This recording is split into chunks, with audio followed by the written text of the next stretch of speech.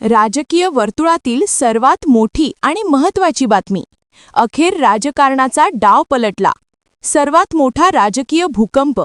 पवार साहेबांनी सर्व सूत्र घेतली आपल्या हातात. पवार साहेबांच्या शांततेमागं नेमकं काय चालू आहेत हे संपूर्ण महाराष्ट्राला पडलेला सर्वात मोठा प्रश्न होता. परंतु आता पवार साहेबांचा अत्यंत गुप्त डाव आत्ताच समोर आला असून महाराष्ट्राच्या राजकारणामध्ये सर्वात मोठी उलथापालथ होणार आहेत. कारण पवार साहेबांची ही चाल आता सत्ताधारी लोकांना घाम फोडणारी आहेत. कारण पुढील काही दिवसांमध्ये राजकारणामध्ये सर्वात मोठा पक्षप्रवेश होणार असून इतक्या मोठ्या प्रमाणामध्ये कार्यकर्ते, आमदार, खासदार पवार साहेब ताब्यात घेणार आहेत. नेमकं हे सर्व आमदार कोणत्या इतर पक्षाचे आहेत, कोणत्या मतदारसंघाचे आहेत, त्या सर्वांची यादीच आपल्या हाती लागली असून ही नावे बघून अक्षरशः तुमच्या पायाखालची जमीन सरकेल. तुम्हाला विश्वाससुद्धा होणार नाही अशी मोठी नावे समोर आली आहेत.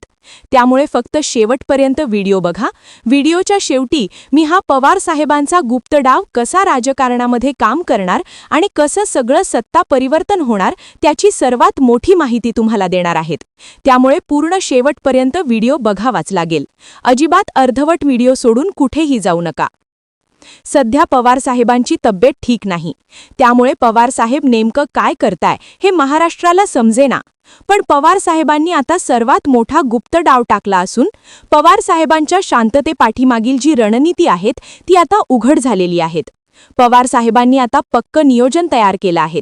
त्यानुसार सर्वात मोठा राजकीय भूकंप होणार आणि राज्याच्या राजकारणाची दिशाच बदलणार.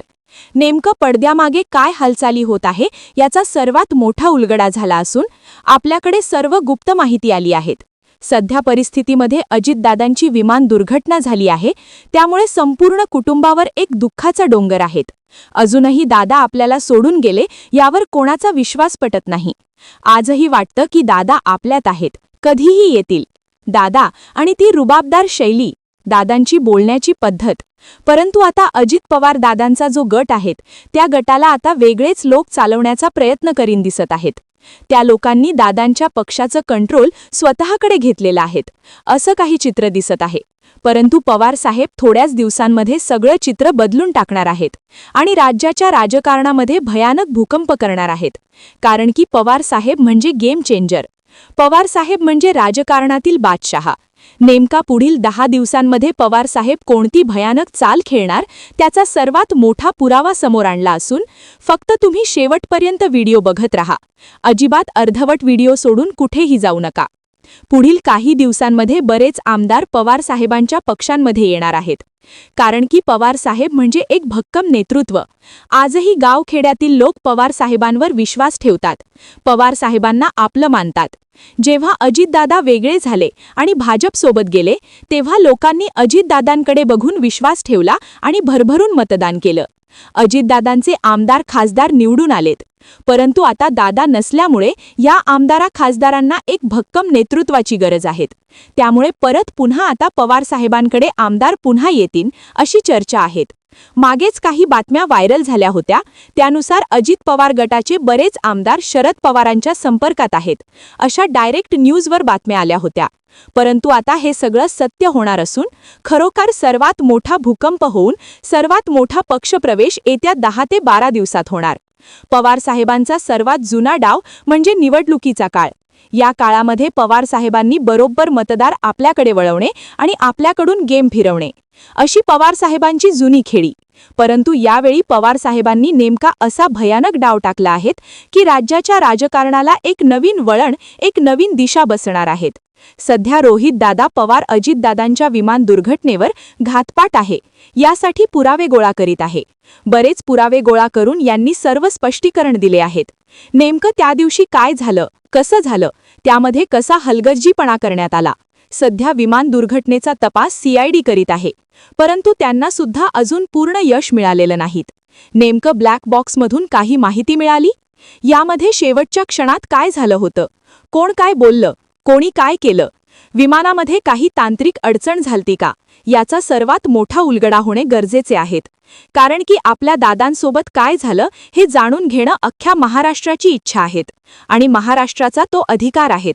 अमोल मिटकरीने सुद्धा या संपूर्ण प्रकरणावर बऱ्याच गोष्टी बाहेर काढल्या आहेत. नेमकं कशा प्रकारे सर्व अपघात झाला, त्यानुसार काय काय बाबी, कोणत्या त्रुटी, या सर्वांचा उलगडा अमोल मिटकरींनी काही दिवसापूर्वीच केला होता. तसंच जे आधी पायलट ठरले होते ते कुठे गेले, जी विमान कंपनी आहे VSR तिचे मालक कुठे आहेत, यांची कधी चौकशी होणार, संपूर्ण प्रकरणाचा तपास कधी लागणार, यासाठी सर्व प्रयत्नशील आहेत. रोहित पवारांना यश मिळो आणि आपल्या दादांना न्याय मिळो अशी संपूर्ण महाराष्ट्राची इच्छा आहे. ATC सोबतचा तुटलेला कॉन्टॅक्ट, इंजिन मध्ये झालेले स्फोट, VIP प्रोटोकॉलचं उल्लंघन, डिजिटल फुटप्रिंट आणि CCTV, गुप्तचर यंत्रणांचे अपयश, फॉरेन्सिक रिपोर्ट जे आहेत, high speed impact international crash याची संदिग्धता, रडारवरून विमान गायब होणे आणि बॅगेतील महत्वाचे दस्तऐवज, हे असे अनेक प्रश्न आहेत की ज्यात अजूनही ते कोडं उलगडलेलं नाही. म्हणून महाराष्ट्र या विमान दुर्घटनेवर घातपाताचा संशय व्यक्त करतोय आणि मरीन ड्राईव्ह पोलीस स्टेशननी FIR न घेतल्यामुळं किंवा 0 FIR न केल्यामुळं, त्याचप्रमाणे बारामती सुद्धा पोलीस स्टेशननी FIR न घेतल्यामुळं ही शंका आणखी बळावते आहे.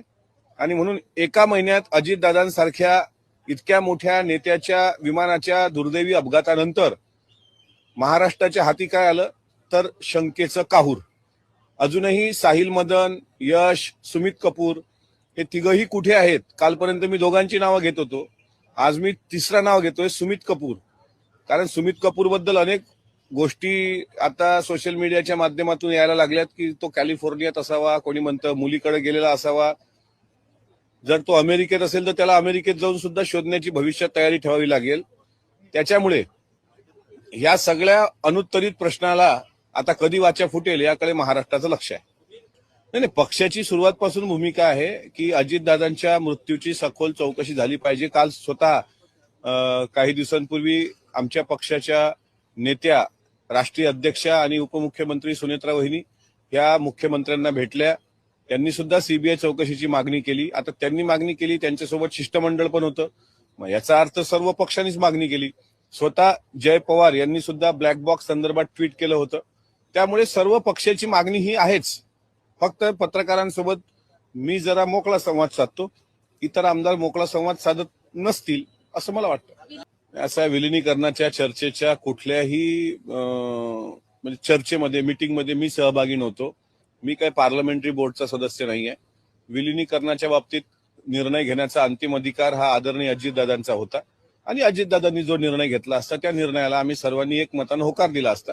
त्यामुळे मी त्या पूर्ण घडामोडीमध्ये नव्हतो. त्यामुळे कुठल्या बड्या नेत्यांनी कशी चिठ्ठी दिली याबद्दल मला माहिती नाही. असं आहे की रोहित पवारांचे काका गेलेत, राज्याचे उपमुख्यमंत्री गेलेत, त्याच्यामुळे ते स्टंट म्हणता येणार नाही. कारण ज्या घरातला एखादा व्यक्ती गेला त्या घरातली व्यक्ती जर न्यायासाठी काल बघा तुम्ही, काल सकाळी ते मनसे पक्षप्रमुख राज ठाकरेंना भेटले, परवा ते बारामतीला गेले, नंतर ते परत मुख्यमंत्र्यांना भेटले, आज ते एकनाथ शिंदे साहेबांना काल भेटण्याचा त्यांनी प्रयत्न केला.